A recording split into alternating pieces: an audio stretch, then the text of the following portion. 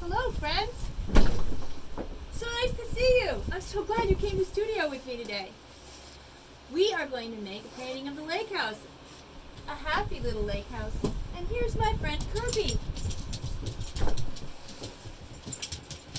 Welcome to my studio. Unlike Bob Ross, I don't believe that anyone should paint with oil paints without the proper setting, which means that you need to have a place that's away from food and not anywhere near anything that you care about. So I have this fancy little shed. It doesn't have a toilet and it doesn't have running water, but so far, so good.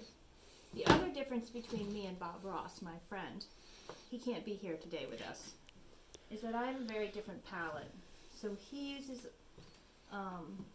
burnt sienna, burnt umber, yellow ochre, Prussian blue, alizarin crimson. He's using all the hot warm colors. He uses phthalo green. These are all colors I never paint with. So my palette's very different. He also paints with a lot of white. He uses the white to mix in, and he uses the white as the background. And then he smears everything together. So we're going to work with that concept a little bit, but not all the way. He also works wet on wet, which is why he paints the whole canvas white.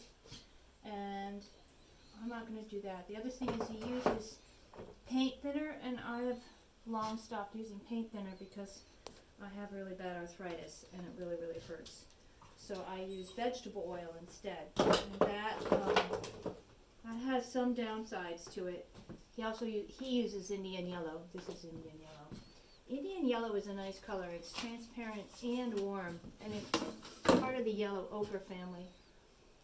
But it can be luminous when used in the right way. I've lost its cap. Okay, so that being said, I have so this is a cobalt, this is a Prussian, and this is a cerulean. So these are my three blues. I'm going to keep, shove this over here. Okay. Now, I went out and I bought Bob Ross's palette knife because I thought I should at least show you how I handle this differently than him. Uh-oh, hold on, I need a scissor. Alright friends, we're back. I've got my palette knife, I've got my canvas, and I've got my little friend. That's our trick. Okay. So this is Bob Ross's palette knife. He talks about gently putting canvas paint down on the canvas. He talks about holding it. I always recommend that you hold it gently in your fingers and you remember that you're painting from your shoulder, not from your hand. So there's no pressure there. To do the end of the island lake house, this is seen in the winter, I'm going to put the palette knife down and grab a brush. Quick.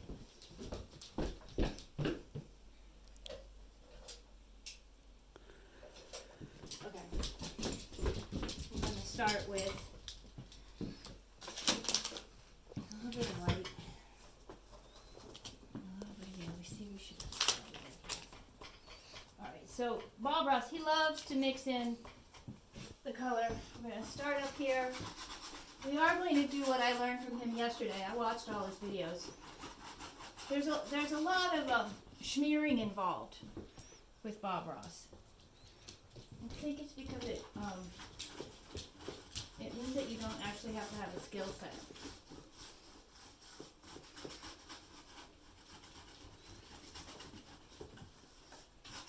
Okay, and you see the bright sun on the winter day. So he always says if you want to make it bright and cheerful, use a lot of blue. So I think we need to have the lake house be cheerful. So I'm going to put the blue in here. But that means I can't use my dirty brush. So I'm going to take another brush, which I brought along with me. This brush will work better. And take another blob here. Over this over here. We want to move fast because we want to keep your attention. Otherwise, you could paint a lot slower. There's no real hurry because the oil paint doesn't set up. It stays wet for a good 6 months. So there really is no hurry. Now, store-bought canvas, and you can feel it sagging under the brush stroke. Okay.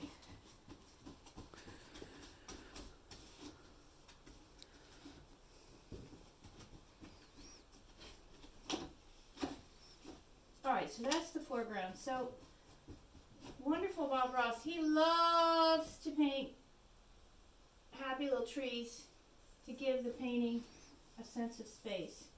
But since we're on the lake, at the lake house, I'm thinking that we won't have any happy trees out on the lake that's frozen solid. But we will. It's really hard to talk and paint at the same time. I don't know how he does it. It's like trying to chew gum. You're running around. All right, we're back. So happy to have you with me today. We're going to move right on to the happy little house at the end of the island. Are we ready? I've mixed very casually, a lot like Bob Ross. There's a lot of mixture on this brush that I didn't actually do. And I'm going to make a quick stroke right here. Oh, happy little house. My goodness, that looks like not good. All right. I'm going to try to solve that problem with a little bit of non-value paint. Here we go. End of the island. All right, looking better, but not so great. Now I need the house, and then just to help put some defining element in here, we're going to do the Bob Ross thing, which is loaded up brush, and then we're going to quickly just see how brave I am and cut that tree right into the space. We're going to give him a happy little friend. I'm going to smear a little more here. We're going to put another one here. Now we know that at the end of the island, there's only one really pretty tree, but this is a painting of our own world, which is what Bob Ross keeps saying, and you can do whatever you want in it. So if we want more trees at the end of the island, we can put them there. So this is ending up being a little house at the end of the island, surrounded by the big woods. All right. Now, how pretty is that? Now, Bob Ross would say we need a little bit of a shadow to put those in so that we know that they're actually in the ground. So we'll create a little dark blue, a little cobalt, a little Prussian. We'll run these in here, creating the marks down here. All right.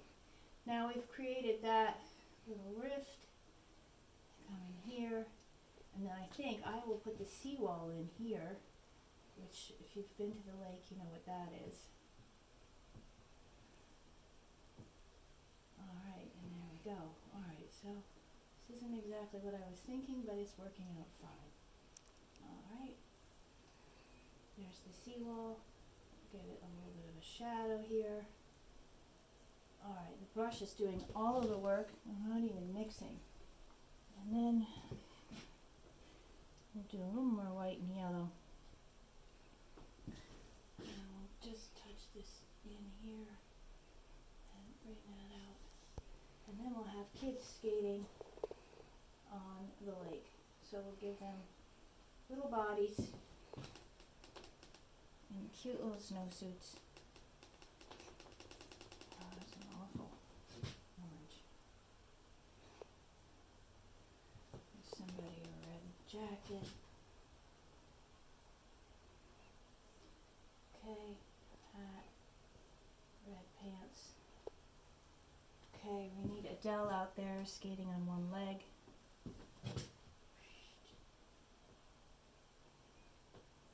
Blue coat.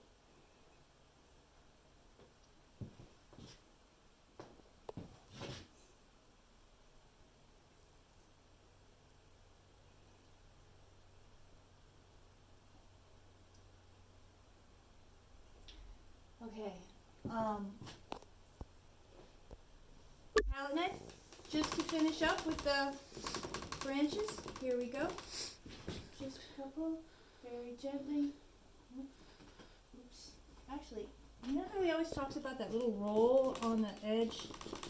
That's really important. I'm cutting in now and showing the white of the canvas, which I actually think is just fine, but I don't have a handle on this palette knife. I've never bought one that looked like this until yesterday, and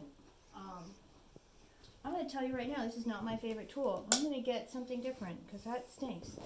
Alright, this is my palette knife. I had this in college. It's bent and it's broken, but I think this will be better to us.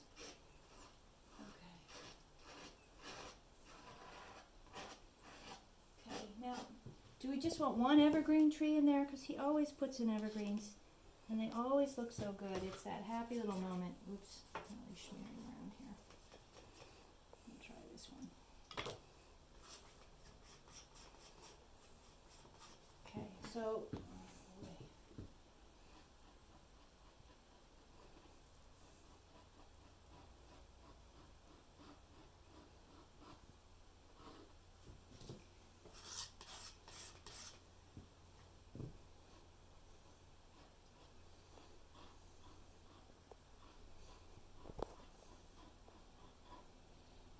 well, I'm not really a palette knife painter. There's a lot to be said for understanding your tools. I hate that one too. So we're going to just put those aside, and I'm going to go back to my brush. But I think we might, well, 2 is an odd number, so I think they need a third friend, because, you know, if it's kind of different than friends.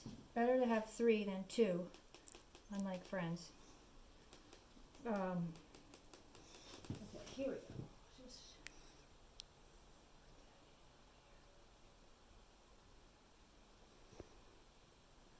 Alright.